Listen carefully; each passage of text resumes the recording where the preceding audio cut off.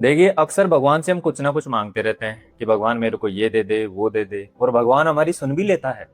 तो भगवान स्वयं तो अपॉर्चुनिटी देने आ नहीं सकते, तो वो क्या करते हैं, किसी ना किसी हमारे परिचित के माध्यम से हमारे पास अपॉर्चुनिटी पहुंचाते हैं।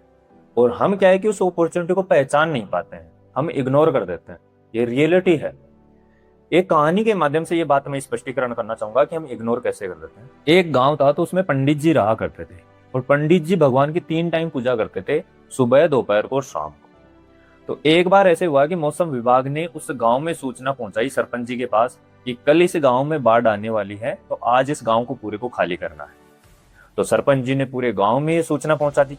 अब सरपंच जी ने क्या है, पंडित जी के पास भी पहुंच गए और कहा कि पंडित जी, आज ही हमें गांव खाली करना होगा, कल इस गांव में बाढ़ आने वाली।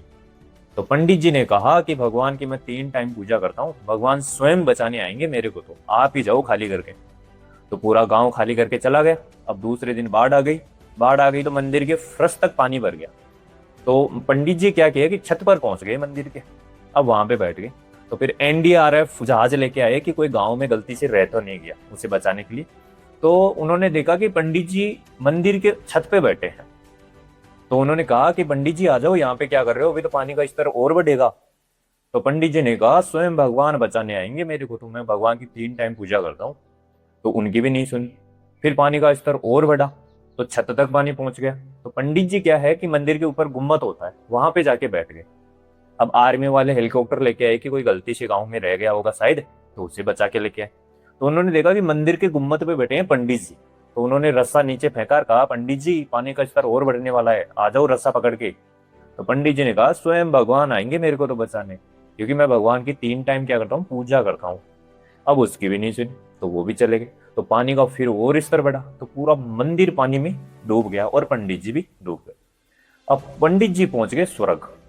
भाई डूबेंगे तो सीधी सी बात है, स्वर्ग ही पहुंचे। अब वहां पे क्या है, दरबार लग रहा था भगवान का। तो लाइन लग रही थी, लाइन में पीछे पीछे पंडित जी खड़े थे। पंडित जी बहुत क्रोधित हो रहे थे। भगवान ने देखा कि पंडित जी इतना क्रोधित क्यों हो रहे हैं, तो पंडित जी को आगे बुलाया गया। तो पंडित जी ने कहा कि भगवान, आपने मेरे साथ नाइंसाफी कर दी।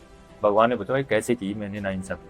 तो उन्होंने कहा कि देखो, गांव वाले आपकी 1 टाइम भी अच्छे से पूजा नहीं करते थे, उन सबको आपने बचा लिया और मेरे को नहीं बचाने आए। तो भगवान ने कहा कि उनको तो एक ही मौका दिया था, मैंने तो तुम्हें 3 3 मौके दिए थे, स्वयं मैं बचाने आया था 3 बार तुम्हें। अब तू पहचान ही नहीं पाया कि भगवान क्यों झूठ बोल रहे हो, आप तो आए ही नहीं। तो फिर भगवान ने कहा कि फर्स्ट बार सरपंच जी के रूप में मैं ही आया था, मैंने ही सूचना पहुंचाई थी आपके पास कि भाई चलो गांव छोड़ के, लेकिन आप नहीं माने। फिर दूसरी बार एनडीआरएफ के जहाज में भी मैं बैठा था और आपको आवाज लगा रहा था, लेकिन फिर भी आप नहीं पहचाने। लास्ट टाइम मैं आया था हेलीकॉप्टर में बैठ के और रस्सा मैंने ही नीचे फेंका था, लेकिन फिर भी आप पहचान नहीं पाए। तो इसमें गलती मेरी नहीं है, क्योंकि मैं तो 3 बार आया था बचाने। तो ऐसा ही हमारी लाइफ में होता है। अक्सर हम क्या है कि भगवान के भरोसे बैठे रहते हैं कि भगवान कोई ना कोई हमारी हेल्प करने आएगा। तो भगवान स्वयं कभी नहीं आते, किसी ना किसी के माध्यम से हमारे पास अपॉर्चुनिटी लेके आते हैं। अब कोई व्यक्ति है कि उस अपॉर्चुनिटी को पहचान जाता है और उसमें एक्टिविटीज करके बड़ा आदमी बन जाता है, और कोई आदमी क्या है कि उसको इग्नोर करके वही घिसी पिटी जिंदगी जीता रहता है। और हम पूरी लाइफ फिर भगवान को कोसते रहते हैं कि भगवान, आपने मेरे साथ नाइंसाफी की है, मेरे को ये नहीं दिया, मेरे को वो नहीं दिया। तो कहीं ना कहीं गलती हमारी होती है। हमारे सामने अगर कोई भी अपॉर्चुनिटी आती है, तो उसे पहचाने, उसमें एक्टिविटीज करें और अपनी लाइफ